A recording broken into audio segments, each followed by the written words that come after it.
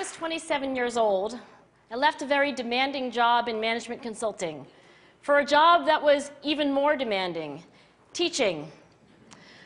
I went to teach 7th graders math in the New York City public schools. And like any teacher, I made quizzes and tests, I gave out homework assignments. When the work came back, I calculated grades. What struck me was that IQ was not the only difference between my best and my worst students. Some of my strongest performers did not have stratospheric IQ scores. Some of my smartest kids weren't doing so well. And that got me thinking. The kinds of things you need to learn in 7th grade math, sure, they're hard. Ratios, decimals, the area of a parallelogram. But these concepts are not impossible. And I was firmly convinced that every one of my students could learn the material if they worked hard and long enough. After several more years of teaching, I came to the conclusion that what we need in education is a much better understanding of students and learning from a motivational perspective, from a psychological perspective. In education, the one thing we know how to measure best is IQ.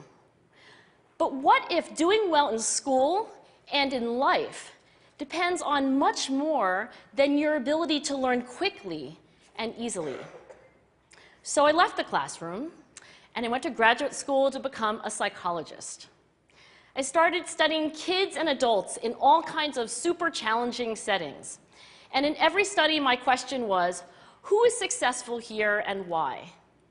My research team and I went to West Point Military Academy. We tried to predict which cadets would stay in military training and which would drop out. We went to the National Spelling Bee and tried to predict which children would advance farthest in competition. We studied rookie teachers working in really tough neighborhoods, asking which teachers are still going to be here in teaching by the end of the school year. And of those, who will be the most effective at improving learning outcomes for their students? We partnered with private companies, asking which of these salespeople is going to keep their jobs and who's going to earn the most money. In all those very different contexts, one characteristic emerged as a significant predictor of success. And it wasn't social intelligence, it wasn't good looks, physical health, and it wasn't IQ. It was grit. Grit is passion and perseverance for very long-term goals. Grit is having stamina. Grit is sticking with your future, day in, day out, not just for the week, not just for the month, but for years, and working really hard to make that future a reality. Grit is living life like it's a marathon, not a sprint. A few years ago, I started studying grit in the Chicago public schools. I asked thousands of high school juniors to take grit questionnaires, and then waited around more than a year to see who would graduate. Turns out that grittier kids were significantly more likely to graduate, even when I matched them on every characteristic I could measure, things like family income, standardized achievement test scores, even how safe kids felt when they were at school.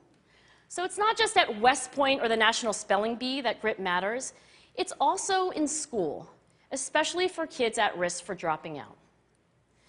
To me, the most shocking thing about grit is how little we know, how little science knows about building it.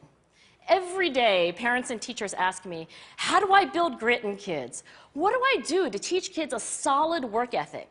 How do I keep them motivated for the long run? The honest answer is, I don't know. What I do know is that talent doesn't make you gritty.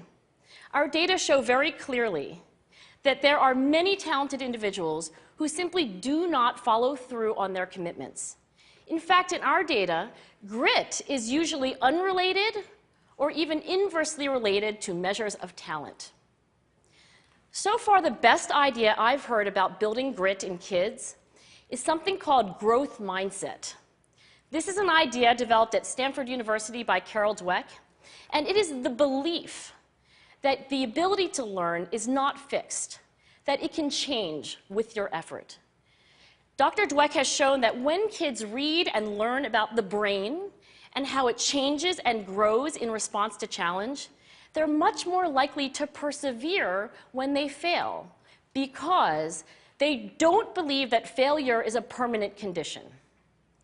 So growth mindset is a great idea for building grit, but we need more. And that's where I'm going to end my remarks, because that's where we are. That's the work that stands before us.